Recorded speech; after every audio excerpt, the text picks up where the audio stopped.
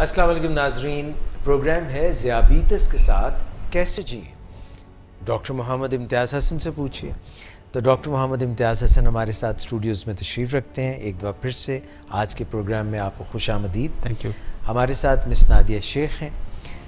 नाजरीन, प्रोग्राम बुनियादी तौर पे तो क्योंकि डॉक्टर इम्तियाज़ हसन डायबिटोलॉजिस्ट हैं, कंसल्टेंट डायबिटोलॉजिस्ट हैं, इंटर्निस्ट हैं, मेडिकल स्पेशलिस्ट हैं, तो ज़्यादातर प्रोग्राम क्योंकि गुज़श्ता 20 साल से 25 साल से डॉक्टर साहब डायबिटीज़ के शोबे में लोगों की खिदमत सर अंजाम दे रहे हैं, तो सारे प्रोग्राम हम जो इनसे महारत हासिल करते हैं, अवेयरनेस हासिल करते हैं, इनके फ़र्स्ट हैंड एक्सपीरियंसेस शेयर करते हैं डॉक्टर इम्तियाज़ हसन के, वो डायबिटीज़ के मुतालिक होते हैं। मगर आज जो हम प्रोग्राम करना चाहते हैं वो मैं डॉक्टर इम्तियाज़ से पूछना चाहूँगा कि उसकी रेलेवेंस डायबिटीज़ से कितनी है, ज़ियाबीतस से कितनी है, और हमारी ज़िंदगियों में उसका कितना रोल है।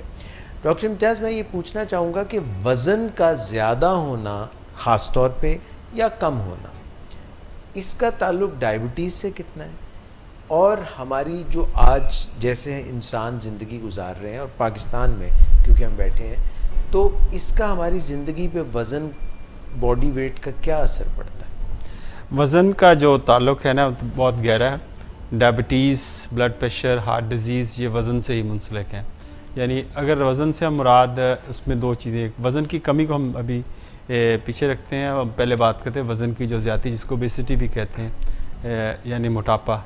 ये हमारा एक बहुत बड़ा इशू है हमारे मुल्क के अंदर। अब लोग, पहले जो लोग कहते थे लोग शायद भूख से मरते हैं, अब भूख से नहीं मरते, ज़्यादा खाने से ज़्यादा मरते हैं। तो ये जो ओबेसिटी है ये आपकी डायबिटीज़ से डायरेक्टली रिलेटेड है। जो लोग ओबीस होते हैं, जिनका वज़न ज़्यादा होता है, उनको डायबिटीज़ होने का ख़तरा ज़्यादा होता है, और वो लोग, इन लोगों को, ओबेसिटी वाले लोगों को हार्ट डिज़ीज़ का ख़तरा भी ज़्यादा, उनको ब्लड प्रेशर भी ज़्यादा होता है। तो और इसके अलावा बहुत सारी बीमारियाँ, जैसे कैंसर रिस्क इनके अंदर ओबेसिटी के साथ एसोसिएटेड है, और जॉइंट्स के प्रॉब्लम्स हैं, उनकी मूवमेंट बड़ी रिस्ट्रिक्टेड होती है, चल नहीं सकते। फिर बहुत ज़्यादा ओबीस हो जाएं, बहुत मोटापे के, तो एक साइकोलॉजिकल इश्यूज़ होते हैं, वो लोग उनका मजाक उड़ाते हैं, तंज करते हैं, तो उनकी एक पब्लिक, उनकी जो सोशल लाइफ है वो भी अफेक्ट करती है। तो इसके साइकोलॉजिकल एस्पेक्ट्स भी हैं और इसके जो डायरेक्ट इफ़ेक्ट भी है जो बॉडी पे मरतब होते हैं। तो इसका डायरेक्ट ताल्लुक़ है कि ये आप डायबिटीज़ के साथ, डायबिटीज़ मोटे लोगों के अंदर, ओबेसिटी वाले जो लोग हैं उनके अंदर डायबिटीज़ का इंसिडेंस ज़्यादा होता है। डॉक्टर इम्तियाज़, ये ज़रा तख़फ़ीफ़ करेंगे, डिवाइड करेंगे, अलग अलग करेंगे कि मॉर्बिड ओबेसिटी क्या होगी, ओबेसिटी क्या होगी, ओवरवेट होना क्या होगा? इसको ना हम जो बीएमआई की कैटेगरी हम एक यूज़ करते हैं, एक बीएमआई की बुनियाद पे कैटेगराइज किया गया है कि जो नॉर्मल वेट क्या है। बीएमआई बेसिकली 3 लफ्ज़ों का मुख़फ़फ़ है, बॉडी मास इंडेक्स।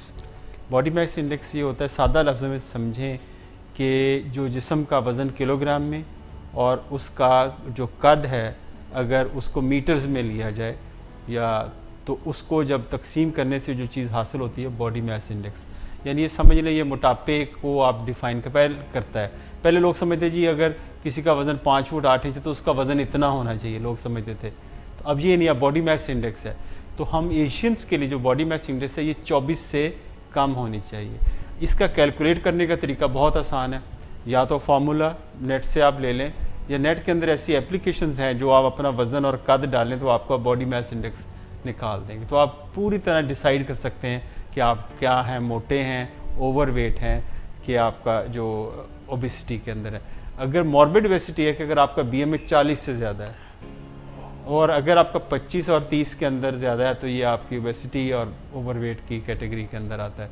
तो बेसिकली हर बंदे को ये पता होना चाहिए कि मेरा वेट कितना है।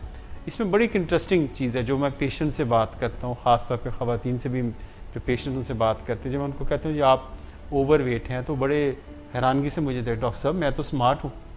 तो मैंने आदमी से कहा कि, मैंने कहा आपका वेट कम होना चाहिए, आपका कद 5 फुट 8 इंच के करीब है, तो आपका जो अगर हम कैलकुलेट करें 75-76 किलो हो या 78 किलो तक आ जाए। कहते नहीं, बंदे का वज़न 100 किलो तो होना चाहिए। डॉक्टर साहब, लोग ये भी तो मूवमेंट सोचते हैं एशिया में कि बस थोड़ा सा वेट थोड़ा ज़्यादा ही होना चाहिए ताकि आप हेल्दी लगो, ये भी सोचते हैं ये लोग। टर्म बड़ी यूज़ करते हैं। वो कहते हैं मैं बड़ी, औरतें ख़वातीन आती कहती मैं पहले बहुत हेल्दी होती थी, तो हेल्दी, वो हेल्दी को कह रहे कि मैं बड़ी सेहतमंद होती थी, मेरा मुंह इतना बड़ा होता था और मेरे जो ये डोले थे ये इतने इतने बड़े बड़े डोले थे, मेरी बड़ी सेहत होती थी। तो वो मोटापे को हमारे माशरे में बदकिस्मती ये है कि सेहत का नाम दिया है। मर्द और औरतें दोनों में ये कॉन्सेप्ट कहाँ से आया है? ये कॉन्सेप्ट बेसिकली मुझे ऐसे लगता है, मैं कई दफ़ा सोचता हूँ कि कॉन्सेप्ट ये है कि हमारा जो पंजाब है यहाँ पे जो हमारे आइडलाइज़ किया गया, ये पहलवानों को आइडलाइज़ किया गया। जो पहलवान थे वो बड़े बड़े नामी गिरामी पहलवान थे, वो कुश्तियाँ करते थे या जोड़ करते थे या कबड्डियाँ खेलते थे, तो बड़े वो मोटापे का शिकार थे। लोगों के लिए वो आइडलाइज है कि इनकी बड़ी सेहत है, ये बड़े ताकतवर हैं, तो इससे कतई नज़र इससे कि वो ओबेसिटी के अंदर हैं या नॉर्मल हैं, तो ये एक उनको idolise back of the mind में किया गया है। और इसी तरह जब माएँ हैं वो अपने बच्चों को कहती हैं जी हमारे बच्चे बड़े कमज़ोर हैं, इनको हेल्दी होना चाहिए, वो फलां का बच्चा वो देखें इतना मोटा ताज़ा है, वो इतना हेल्दी बेबी है, तो अब बच्चों में वो ऐसा खिलाया ऐसे जाता, बच्चों के अंदर मोटापा आना शुरू हो गया। तो सबसे पहले बात ये करनी चाहिए कि हमें ये हर आदमी को ये पता होना चाहिए उसका नॉर्मल वेट कितना है, उसका BMI कितना होना चाहिए, उसका नॉर्मल वेट कितना होना चाहिए।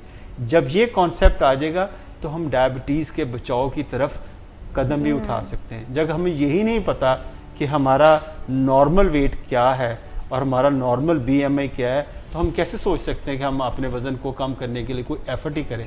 क्योंकि अगर एक मोटा बंदा अपने आप को नॉर्मल समझ रहा है तो वो तो एफर्ट नहीं करेगा, वो तो कहे मैं तो सेहतमंद हूँ। और बहुत सारे पेशेंट को जब हम एडवाइस करते हैं उनका वेट कम किया जाता है तो आके मुझसे नाराज़ होते हैं, डॉक्टर साहब मैं तो बड़ी सेहत होती थी, मैं तो कमज़ोर हो गया। तो वो आके एक खातून में से अच्छा खासा वो लड़ पड़ी पेशेंट थी, वो कहती डॉक्टर साहब मेरा तो वज़न आप इसको बढ़ाएं, मेरा मुंह ज़रा इतना बड़ा होना चाहिए, मेरी तो बड़ी अच्छी सेहत थी। तो मैंने कहा आप बिल्कुल नॉर्मल है, आपकी बॉडी वेट के हिसाब से आपका BMI बहुत ज़्यादा था, अब आप बिल्कुल नॉर्मल हैं। कहती नहीं इससे डॉक्टर साहब मैं तो किसी को मुंह दिखाने के काबिल नहीं रही। तो ये हो गए। अच्छा, ये एक और जो एलिमेंट आता है वो पीयर प्रेशर्स का है, जो आपके इर्द गिर्द जो लोग हैं वो आपको नॉर्मल वेट की तरफ आने ही नहीं देते। मतलब अगर आप नॉर्मल वेट, आपने वेट कम करते हैं डाइटिंग से या किसी तरह से भी, तो आपके साथ मिलने वाले कहेंगे कि हैं तेन क्यों है, बीमार थे, हैं बीमार है क्या, तुम्हारा कमज़ोर हो गया। वो कमज़ोर कहते हैं, तो अगर 10 बंदों से सुबह से लेकर शाम तक ये लफ्ज़ सुनेगा कि मैं कमज़ोर हो गया हूँ, तो वो तो बेचारा वाकई बीमार अपने आप को समझे, वो तो डॉक्टर के पास जाएगा कि मैं तो पहले अच्छा था जब मेरा वज़न इतना ज़्यादा। इस बात का मेरा पर्सनल एक्सपीरियंस है। मैं एक जगह पे क्लास लेने जाती थी तो मैं कोई 2-3 महीने नहीं गई, तो मेरा वेट 60 से 56 पे आ गया, जो पहले मैं थोड़ी हेल्दी, ज़्यादा मोटी लगती, हेल्दी वही बात वो आप सोच सकते। तो जब मैं बड़ी देर बाद गई तो उन्होंने, हालांकि वेट तो मेरा नॉर्मल इसी तरह ही, तो उन्होंने मुझे कहा तुम तो कितनी कमज़ोर हो गई हो, तुम बीमार, और बीबी छोड़ो तुम, मेरी टीचर तुम क्या डाइट में पड़ गई, ये नहीं ठीक नहीं है, खाओ। उन्होंने उधर बैठे बिठाए मुझे चिकन कोरमा, मैंगोज, आइसक्रीम और पता नहीं क्या क्या खिला दिया कि खाओ, ये लो खाओ। वो बेसिकली ना ये सेहत का मेयार बेसिकली हमारे यहाँ डिफरेंट है। हम कल्चरल इसकी रीज़न्स हैं, सोशल रीज़न्स हैं, और लोग मोटे बंदे को सेहतमंद कहते हैं, ख़ासतौर पर मर्दों में बहुत ज़्यादा है, ख़वातीन के अंदर। लेकिन मेरे ख्याल से विद अवेयरनेस के साथ अब ये कुछ कॉन्सेप्ट चेंज हो रहा है, लोगों को पता चल रहा है कि हमें नॉर्मल वेट क्या होना चाहिए। डॉक्टर साहब ये फरमाइएगा, आप कंसल्टेंट डायबिटोलॉजिस्ट हैं, आपने फरमाया सारी आपने कैटेगराइजेशन बताई, आपने बताया कि कितनी बीमारियां जुड़ी हुई हैं मोटापे से, आपने अभी फरमाया कैंसर तक का आपने नाम लिया। आपको नहीं लगता कि ये बज़ाते ख़ुद एक ऐसी इंडस्ट्री है, ओबेसिटी या वेट से जुड़ी हुई बातें, फूड, एक्सरसाइज, लोगों का ये ख्याल है, हम क्योंकि ये प्रोग्राम इस चीज़ पे भी कर रहे हैं कि गलतफहमियाँ क्या क्या हैं वज़न से लेके, लोगों का ख्याल है कि अगर मैं सख्त वर्जिश करूँ और जिम में जाके और ठोक के सर करूँ तो मेरा वज़न कम हो जाएगा। डॉक्टर साहब मैं ये आपसे पूछना चाहता हूँ कि बतौर अ फिज़िशियन आप लोगों को किस तरह से गाइड कर सकते हैं और उनकी ग़िज़ा के मुतालिक कैसे, उनकी मरबूत कैसे हेल्प कर सकते हैं आप, और मैं ये भी कहूँगा कि डायबिटिक्स इंस्टीट्यूट के आप मेडिकल डायरेक्टर हैं, आपका एक ऐसा विंग होना चाहिए जो वेट रिलेटेड इश्यूज जो हैं वो चाहे साइकोलॉजिकल हो, क्योंकि हमें बैकिंग है बिलिंग वेज की भी, और आप जैसे फिजिशियन स्पेयर हेड कर रहे हैं यहाँ पे, तो वज़न को लेके वर्जिश का क्या रोल है, खाने का क्या रोल है, और फिर आपके पास दवाइयाँ कौन सी ऐसी हैं जिनसे आप कहें कि इनकी तरफ नहीं जाना, हाँ ये सेफ है। ये बड़ा एक थोड़ा सा इसमें बहुत सारे पहलू हैं जो आपके सवाल के अंदर। एक तो बहुत सारे लोग हैं कि मैं एक्सरसाइज, मैं तो इतनी वॉक करती हूँ या इतना वॉक करती हूँ, मेरा वज़न नहीं कम हो रहा, तो इस पर असर नहीं हो रहा है वर्जिश करते। देखिए जब वर्जिश है ना, इसको मैं थोड़ा सा और ओवर सिंप्लीफाइड में स्टेटमेंट में दे रहा हूँ, हालांकि इसके पीछे और भी चीज़ें हैं। वर्जिश आपको ज़रूर हेल्प करती है वज़न को मेंटेन करने में। Exactly, fitness. ठीक है, फिटनेस के लिए। फिटनेस क्या है? फिटनेस ये है कि आप रोज़मर्रा का काम काज बग़ैर किसी तकलीफ़ के करें। मगर एक आदमी, एक अपने, ये खातून है, एक आदमी अपने ऑफिस जाता है, अपना काम करता है, उसको थकावट नहीं होती, नॉर्मली भाग दौड़ के कर लेता है, और ख़ातून है वो अपना घर का काम काज, बाहर का सब कुछ करती है, उसको कोई थकावट, कोई प्रॉब्लम नहीं होती, ये फिटनेस है। तो फिटनेस को रखने के लिए और वेट को मेंटेन करने के लिए एक्सरसाइज है। वेट जो कम होता है मेनली वो डाइट से होता है, खुराक से वेट कम होता है, इनटेक आपका कम होता है, हाथ रोकना पड़ता है, मुंह रोकना पड़ता है, बैलेंस डाइट लेनी पड़ती है। हाथ रोकना से भी मुराद के मन को मारना पड़ता है, दिल को आपके सामने दुनिया जहाँ की टेम्पटेशंस होती हैं आप उससे अवॉइड करते हैं, तो मन को मारना पड़ता है। फीकी चीज़ें खानी फीकी चीज़ें नहीं। अच्छा, उसमें जो चीज़ सबसे है कि आपको डाइट पे ज़्यादा, अब डाइट का सिंपल असूल ये है कि अगर आप 3500 कैलोरीज कट डाउन करते तो आपका 1 पाउंड वज़न कम होता है, बस 3500 कैलोरीज। ये बड़ा मुश्किल है। अगर ये आप हफ्ते में करना चाहते हैं 1 पाउंड कम, 1 पाउंड का मतलब तकरीबन आधा किलो। अच्छा, एक हफ्ते में आप करें डिवाइड कर लें तो आपको 500 calories per day cut down करें। ये तो 500 फिर मुमकिन है।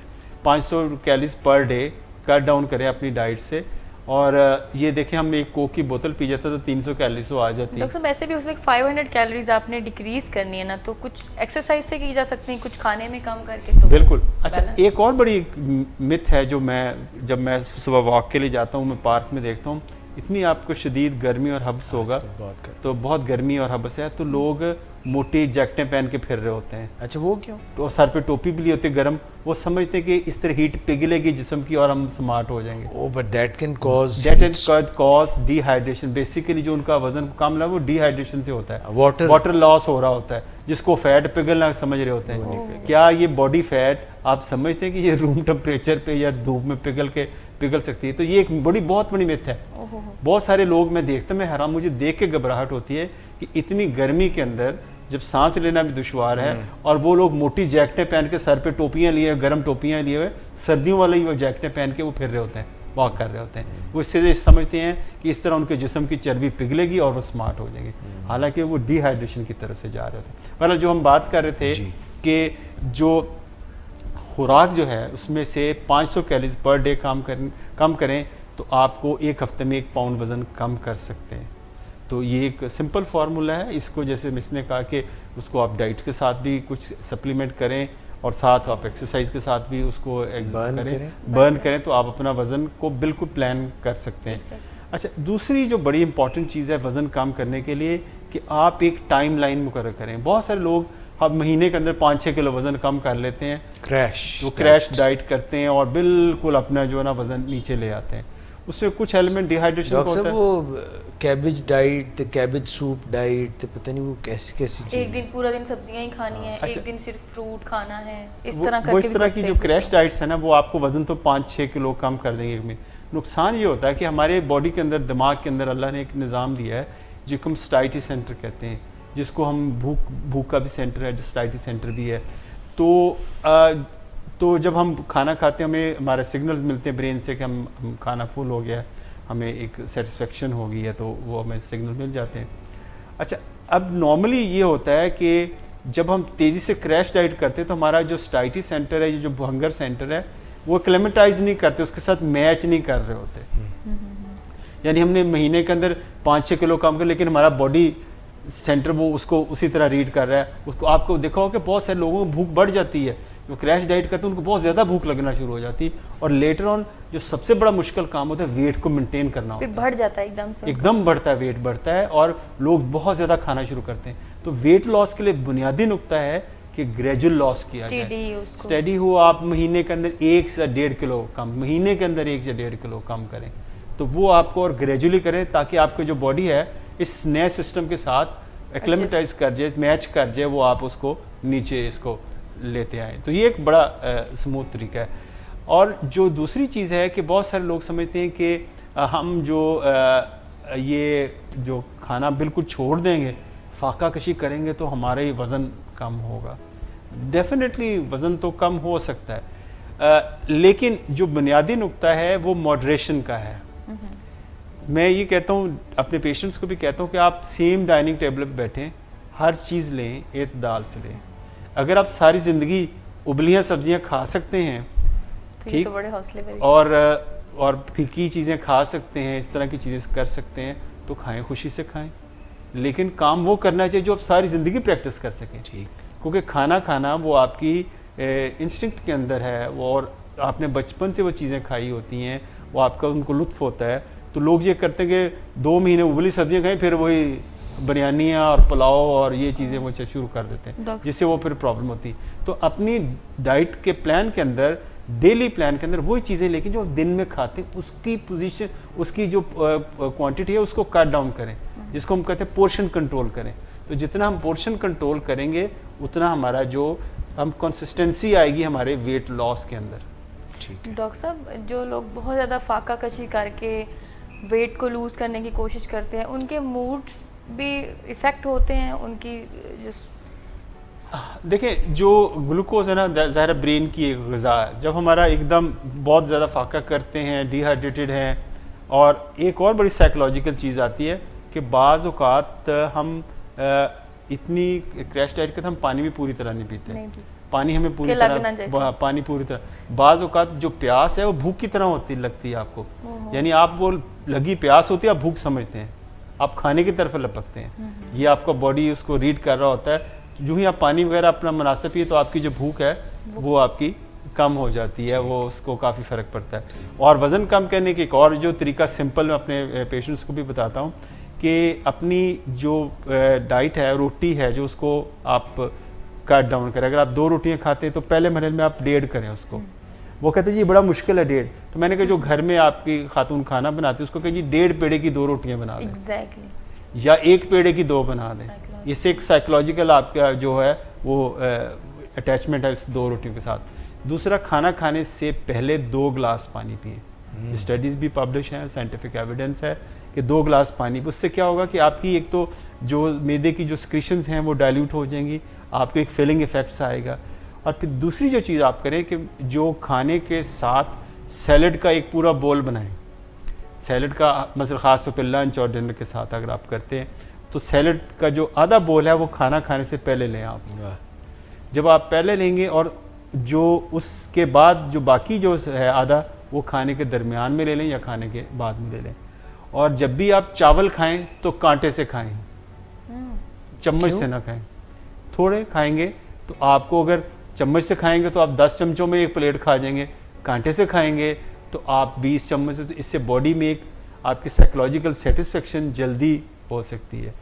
और जब खाना खाएं, आपका खाना मिसाल के तौर पे आपने 1 रोटी खानी थी, जब आपकी रोटी कंप्लीट हो जाए, एक तो अपनी प्लेट के अंदर जो सालन है उसको कम डालें, और उस कम सालन के साथ कोशिश करें इसको थोड़ा छोड़ के फ्रिज में रख दें। तो इससे आप एक तो ना कहना सीखेंगे। जब आप खाना खा लें, कंप्लीट कर लें, उस खाने की जगह से उठ जाएं, तो आप दूसरे कमरे में चले जाएं। बहुत दफ़ा ऐसे होता है कि बहुत आप खाना खा रहे होते हैं, कोई मेहमान आ गए, कोई कॉल आ गए फ़ोन की, तो आप सुनने लग गए, उधर बिजी हो गए, तो आप आके खाना नहीं खाते, आप छोड़ देते हैं। तो गिव ए ब्रेक, तो आप उस जगह से, उस प्रेमिसेस से उठ जाएं जहाँ पे खाना है। और घर में जो आपका खाना बनाते हैं कि जी अगर आप 1 रोटी खाना चाहते हैं तो 1 ही रोटी बने, तो अगर आपको दूसरी मांगे तो उसको बनानी पड़े, तो वो एक गैप आ जाएगा। एक ये कोई थोड़ी सी साइकोलॉजिकल जो चीज़ें हैं। दूसरी जो चीज़ें हैं कि कभी भी टीवी देखते हुए, कोई आप मीटिंग करते हुए या आप किसी को बातें गप शप लगा रहे हैं, सब कमी होती है टाइम की, तो बंदा मल्टीटास्किंग कर लेता है। तो जो मल्टीटास्किंग होती है उसमें ओवर ईटिंग होती मल्टी है। इफेक्ट्स भी होते हैं फिर इसके। क्यों? मल्टीटास्किंग में ओवर ईटिंग होती है। मतलब टीवी देखते हुए टीवी देख रहे हैं, आप देख रहे हैं वो अच्छा मैच लगा हुआ, वो खाते जा रहे हैं, खाते, आपको पता ही नहीं चलता आपने क्या खा लिया। तो ये कुछ चीज़ें हैं जो हमें, जो हम अपनी ज़िंदगी के अंदर छोटी छोटी चीज़ें हैं, टिप्स हैं, वो कर सकते हैं। अच्छा, इसमें हम किसी भी चीज़ को हम मामूली ना समझें। बहुत सारे चलते, ये मैंने खाने के बाद एक बिस्किट खा ले तो कोई क्या फ़र्क पड़ता है इससे। तो ये एक स्टडी हुई, उसमें उन्होंने कहा कि अगर एक बंदा एक चॉकलेट कुकी रोज़ खाता है तो उसका साल के अंदर 2.5 किलो वजन बढ़ जाता है, because of that chocolate cookie. Cumulative effect है ना। तो एक छोटी चीज़ को भी मामूली ना समझें, और कोई जैसे कहते हैं एक छोटी नेकी को भी मामूली ना समझें। तो इसीलिए जो छोटी चीज़ है डाइट के अंदर उसको भी मामूली ना समझें। हर चीज़ की अपनी जो अहमियत है उसके। और हम ये कहते हैं जी, हम रिमोट यूज़ करते हैं, टीवी, एसी, बाहर कोई आ गया, कोई ऐसे फ़ोन सुन लिया, फ़ोन उठ के नहीं जाना, फ़ोन क्योंकि अब तो मोबाइल है, सब ने अपने पास रखे हुए हैं। तो ये छोटे आना, गेट खोलने जाना, वापस आना, किसी दूसरे कमरे में जाके पानी का गिलास खुद लेके आना, ये चीज़, छोटे छोटे काम, ये आपको एक्टिव रखते हैं और आपके वेट के लिए भी ये हेल्प, हल्का फुल्का महसूस करते हैं हम चलते। वंडरफुल। डॉक्टर साहब ये बताइएगा कि ग़िज़ा जो है वो, अगर हम मिसाल के तौर पे फ़ास्ट फूड की तरफ चले जाते हैं, पिज़्ज़ाज़ हैं या बर्गर्स हैं या इस तरह की, अब सस्ती ये भी नहीं है। इसी तरह बच्चे जो हैं स्कूलों में जाते हैं तो उनकी अम्मी जो है उनको टिकी पैक्स बिस्किट्स के दे देती हैं, चिप्स दे देती हैं, ये कदरे सस्ते हैं। मगर फिर जब फैमिली टाइम है, कहीं बैठे हैं, तो आपने कहा बिरयानी बनी हो उसमें जो है, या फिर चिकन मटन कोरमा हो, या मगज़ हो, या चांपे हों और अच्छी तरह भुनी हो। मुझे भूख लग रही है आपकी। मुझे, मैं तो खाना चाहूँगी। तो डॉक्टर साहब ये महंगी ग़िज़ाएँ हैं, महंगी ग़िज़ा जो होती है वो बदन के लिए भी अच्छी होती है, इसके मुतालिक आप? ये वैसे ये बहुत बड़ी मिथ है कि लोग समझते हैं कि शायद ये हम बिरयानी कोरमे खाएंगे तो हम सेहतमंद हो जाएंगे। हम मिथ है कि हमारी बड़ी अच्छी सेहतमंद ग़िज़ा खाता है, बड़ी अमीराना ग़िज़ा खा रहा है, तो ये क्या छोटी मोटी, हालांकि ये बिल्कुल एक मिथ है। आप एक गोश्त थोड़ा भी है, गोश्त की रिप्लेसमेंट है, आप सब्जियां ले सकते हैं, दालें ले सकते हैं, और गोश्त के साथ सब्जियों को साथ मिला के ले सकते हैं। तो जो बहुत सारी जो सस्ती चीज़ें हैं वो भी उतनी ही हेल्दी हो सकती हैं। देखिए, अगर आप एक कप योगर्ट लेते हैं, एक अंडा ले सकते हैं, आपकी प्रोटीन, आपका कैल्शियम की कमी पूरी हो सकती है। आप स्लाइस या रोटी जो भी आप लेते हैं वो ले सकते हैं। ज़रूरी नहीं कि आप मटन का पुलाव खाएंगे या मटन का कोरमा खाएंगे तो, और या मगज़ खाएंगे तो वो आपको सेहत देगा, और ये बल्कि अनहेल्दी फूड की तरफ आएगा। जो एक और बड़ा इम्पॉर्टेंट पॉइंट जो मैं इस पर थोड़ा सा बताना भी चाह रहा था कि बहुत सारे लोग ये समझते हैं कि ये जो हम ये लो फैट, ये जो डाइट ड्रिंक कर रहे हैं ना, डाइट ले लेते हैं, तो ये बड़ी अच्छी चीज़ है, इससे ना वज़न बढ़ता है ना शुगर बढ़ती है। अच्छा, बड़ी ये गुड?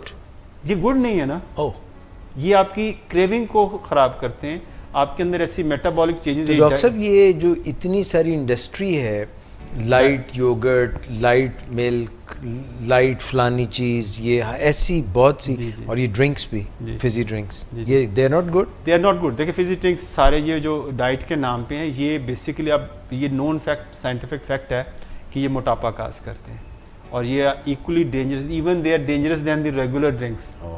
तो क्योंकि इसमें आपको आप बेइंतहा लेते हैं, यानी आप उसको यूज़ करते हैं, और इसके अंदर कुछ ऐसे केमिकल लिखा होता है ज़ीरो डाइट, ज़ीरो, तो आप कहते हैं दो बोतलें पी टेस्ट पे लोग खाते हैं ना, टेस्ट पे अलग हो जाता है, और तो उस तरह वो उसको फिर ज़्यादा इस्तेमाल किया जाता है, और वो बॉडी के अंदर ऐसी चेंजेस लाते हैं जो मोटापे का बायस बनते हैं। तो अब ये बिल्कुल नोन फैक्ट है कि जितने भी ये ड्रिंक्स हैं, कोलाज ड्रिंक्स हैं, they are not good for your health. ये इसको अवॉइड करें। आप जूस ले लें, अगर आपका फ्रेश जूस। अच्छा, अभी जो बड़ा अच्छा एक मैं देख के हैरान हो रहा था कि जो फूड अथॉरिटी वालों ने काम किया कि जो ये ड्रिंक्स मिलते हैं जूस के नाम पे, अब उसको क्वांटिटी लिखना है कि कितने % ये जूस है। एक मैं बड़ा वो देख रहा था, मैंगो, बड़ी मशहूर कंपनी का ये मैंगो जूस है, मैं तो उसको वो मैंगो जूस समझ रहा था, उस पर जब उन्होंने बड़ा सा लिखा, इस साइड पे लिखा था ओनली 10% जूस, बाकी सब इर्द उर्द की चीज़ें हैं, पानी है, कलर्स हैं, केमिकल्स हैं, सारी चीज़ें। तो अब ये बड़ा है कि आपको इंग्रेडिएंट्स लिखने पड़ते हैं। तो लोग उससे धोखा खा जाते थे कि ये वो तो मैंगो जूस पी रहे हैं, तो उस पर जूस की क्वांटिटी देखी जाए 100% है या कितने % है, ये भी देखा जाए। और बहुत सारे लोग जो लो फैट का, जी लो फैट है, ये तो लो फैट योगर्ट है, ये लो फैट फलां है, तो उसमें हम वो बेसिकली फैट तो उसमें होती है, उसको कंज्यूम ज़्यादा कर लिया जाता है, तो कंटेंट आपका तकरीबन उसी लेवल पे आ जाता है। डॉक्टर साहब ये भी फरमाइएगा कि फूड पिरामिड आप एक बनाते हैं और उसमें आप कहते हैं कि निशास्तदार खुराकें भी होती हैं, चिकनाई वाली जो फैट से आती हैं वो भी खुराक का हिस्सा होती हैं और प्रोटीन का भी हिस्सा होती है। तो ज़्यादा जो वज़न बढ़ता है वो तो ज़ाहिर है कोई चिकनी चीज़ें खाने से बढ़ता होगा, या जो निशास्तदार खुराकें उनसे भी बढ़ता है, और क्या प्रोटीन अगर हम लें तो उससे तो नहीं बढ़ता, ये ज़रा बताइएगा। हाँ, ये देखिए इसमें जो हम बेसिकली जो एक कॉन्सेप्ट कुछ अर्सा पहले आया था कि एटकिन डाइट का जो था कि लोग प्रोटीन डाइट इस्तेमाल करते थे, आजकल एक और कॉन्सेप्ट है कीटो डाइट का, कीटो डाइट का जी। कीटो डाइट बेसिकली जो है कि वो आपका जो बॉडी का मेटाबॉलिज्म है वो कार्बोहाइड्रेट से वो फैट की तरफ स्विच कर देते हैं। अच्छा। उसके मेरी पर्सनल राय थोड़ी सी मुख्तलिफ है, लोगों की मुख्तलिफ आ रहा है इसके बारे में, एक कंट्रोवर्शियल टॉपिक है। मेरा ख्याल है कि जो डायबिटिक पेशेंट को ये हेल्प ज़रूर करते हैं कि आपका वेट लॉस होता है, लेकिन इससे जो आपका फ़ैट का जो बॉडी लेवल्स हैं, जो कोलेस्ट्रॉल्स के लेवल हैं, वो लिपिड्स के लेवल वो डिस्टर्ब हो जाते हैं। अच्छा जी। क्योंकि और डायबिटिक के अंदर लिपिड को आप पहले कंट्रोल कर रहे होते हो, तो इससे भी बढ़ेंगे, तो इससे मेरे ख्याल है कि मेरी कार्डियोलॉजिस्ट से बात हुई, वो कहते थे प्री मैच्योर कॉर्नरी के चांसेस बढ़ जाते हैं कीटो डाइट से। ज़ाहिर है कि एक अननेचुरल फिनोमेना है। इसी तरह प्रोटीन डाइट है जी, खाली आप प्रोटीन ही खाएं, सुबह से लेके गोश्त खाएं, कीमा खाएं, ये खाएं, रोटी ना खाएं, तो इससे आपका वेट कम ज़रूर होता है वेट। और लेकिन अल्टीमेटली जब आप अपने पे प्रोटीन ज़्यादा लेते हैं तो आपका जो बॉडी इसको यूरिया में कन्वर्ट करता है, तो आपके किडनीज़ पे लोड आता है, तो आपके किडनीज़ को और तरह से हैंडल करते हैं। हमें जो करना चाहिए वो बैलेंस डाइट के है। अच्छा। यानी तीनों चीज़ों का मिक्सचर हो, यानी इसमें आपका जो प्रोटीन भी हो, कार्बोहाइड्रेट भी हो और थोड़ी सी फैट भी हो, हल्की सी, जो नॉन हेल्दी फैट की तरह। हेल्दी फैट कौन सी? पॉली अनसैचुरेटेड फैट्स हों, जिसमें जो आपका जो कोलेस्ट्रॉल वगैरह को नॉर्मल रखते हैं। तो इसमें हमें डाइट का ब्लेंड लेना चाहिए। ये नहीं कि आप एक ही फोकस्ड हो जाए, जी मैंने सुबह से लेके गोश्त ही खाते जाना है या कीटो डाइट लेते जाना है, इसमें मुख्तलिफ आ रहा है। फिर मैं कह रहा हूँ कुछ लोग इसको प्रेफर करते हैं, वेट लॉस भी डेफिनेटली होता है, लेकिन at the end of the day we need some studies के इसका आखिर में उसका क्या अंजाम हो। डॉक्टर साहब ये फरमाइएगा कि वो कौन सी ग़िज़ाएँ हैं जो बताते नहीं हैं और नेट पे तो बड़ी आम होती हैं, जो मेटाबॉलिज्म तेज़ करती हैं और जल्दी से वज़न कम हो जाता है? हाँ। मिर्चें खाने से कम हो जाता है? बहुत सारे लोगों में है कि जी वो ना एक वो पेशावरी कावा पियेंगे तो उनका मेटाबॉलिज्म तेज़ होगा और जो है कि उनकी बॉडी फैट पिघल जाएगी, फलाने के अंदर दालचीनी डालेंगे आपका मेटाबॉलिज्म तेज़ होगा, फ़लाँ चीज़ लेंगे तो आपका मेटाबॉलिज्म तेज़ होगा, फ़लाँ हर्बल। तो लेकिन उसके अंदर कुछ ऐसे इंग्रेडिएंट्स होते हैं जो हार्मफुल भी हो सकते हैं एक्सेस में लेने से। थोड़ा एक आधा कप लेने में कोई मसला, लोग फिर उसको ज़्यादा इस्तेमाल करते हैं। तो इसके बारे में ना आप जो पेशेंट्स हैं हमारे वो मुतनब्बे हैं कि इसके बारे में कोई स्टडीज़ नहीं है, कोई पूरा साइंटिफिक एविडेंस हमारे पास स्ट्रॉन्ग नहीं है कि वाकई ये मेटाबॉलिज्म को तेज़ करती है।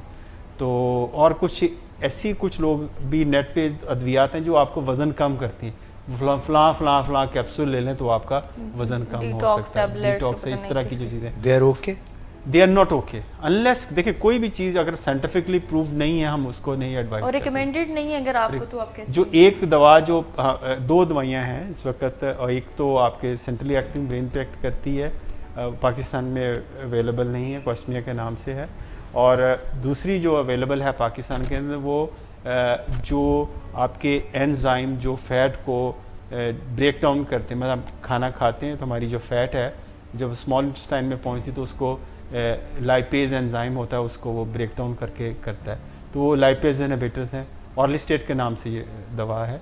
तो वो उसको फैट को एब्जॉर्ब नहीं होने देते खून के अंदर, तो फैट को एक्सक्रीट कर दिया जाता है, बॉडी से बाहर निकाल दिया जाता है। तो इससे जो है कि पेशेंट का वज़न कम होता है। लेकिन मैं इसको ज़्यादा बिहेवियर मॉडिफाई करने वाली दवा समझता हूँ। क्यों? क्योंकि जब इससे जिसको इस किस्म की अद्वियात को लिया जाता है ऑर्लिस्टेट से, तो फैटी स्टूल्स पास होते हैं, तो दे आर क्वाइट वो ट्रबलसम है for the patients to handle with.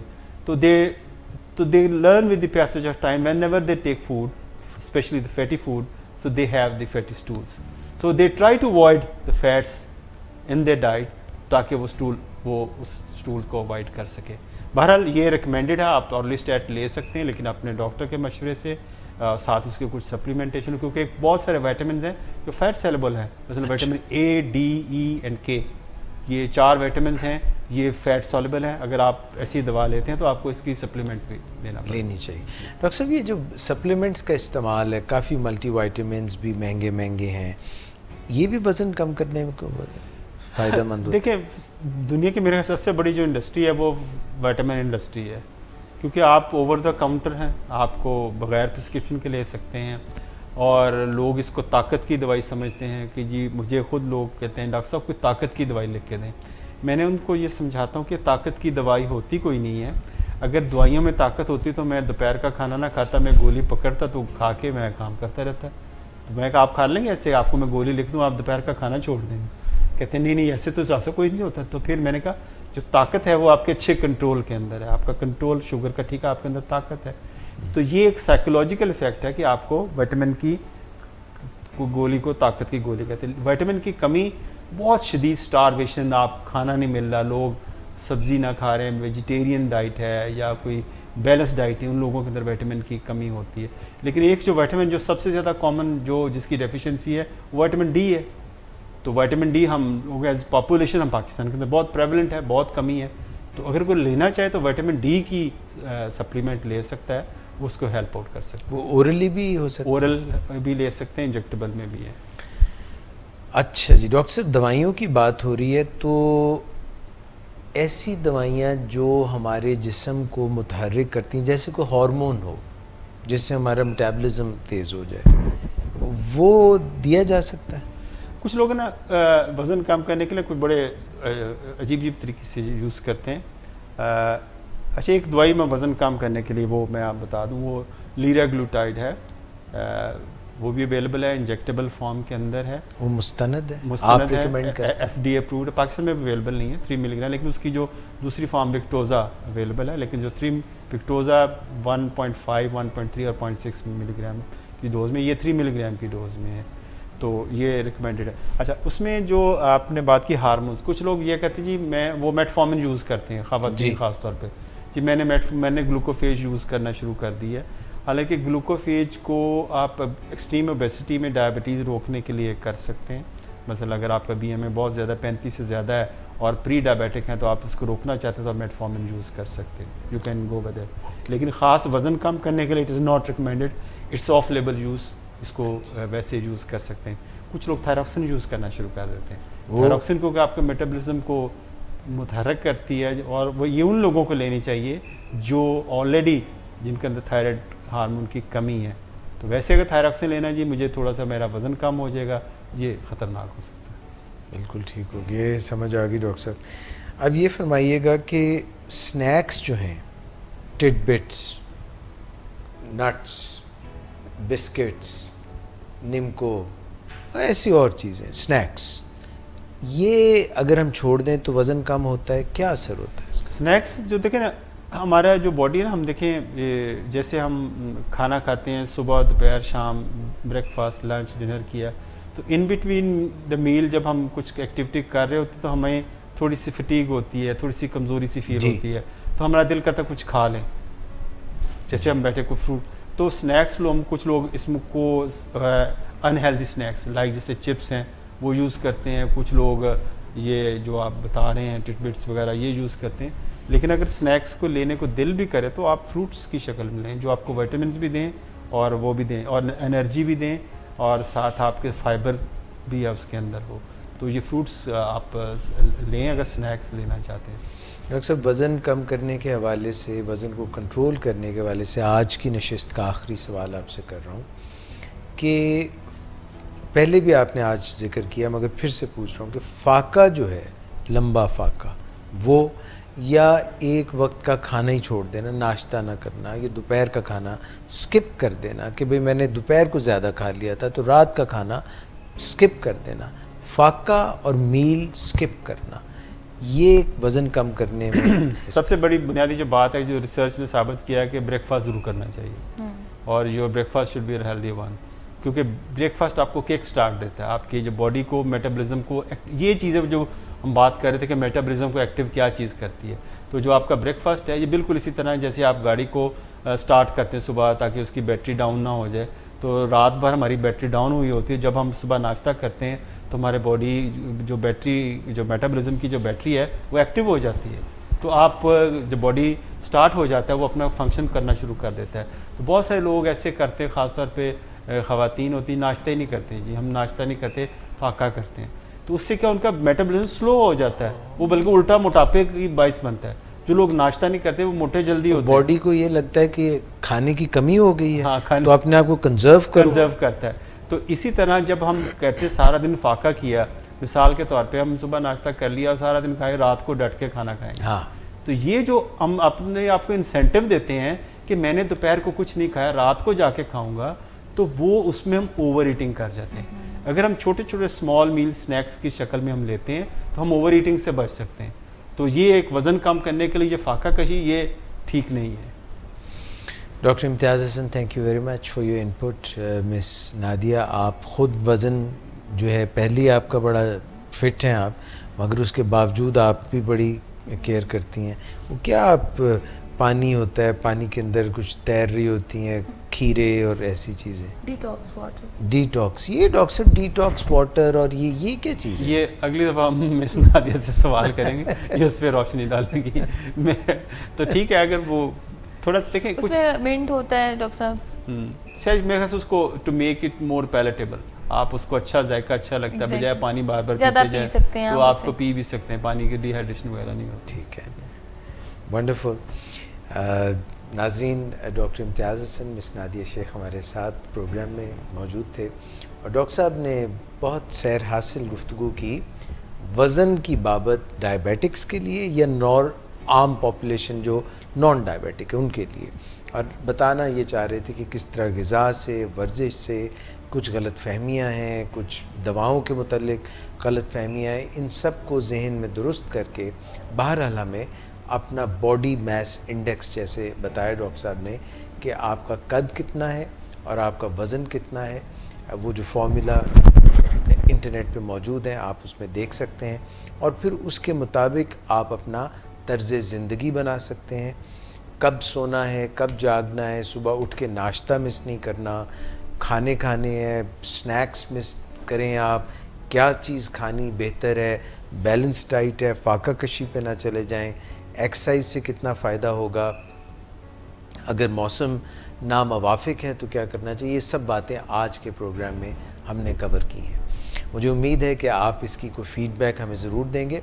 हम अगले प्रोग्राम में इस फ़ीडबैक जो लाइव प्रोग्राम में आपके कमेंट्स की शक्ल में आ रही है उनको लेकर के डॉक्टर इम्तियाज़ हसन से फिर सवाल पूछेंगे और वो आपके सवालात के जवाब देंगे। अपना बहुत ख्याल रखिएगा। टिल नेक्स्ट टाइम, अल्लाह हाफ़िज़।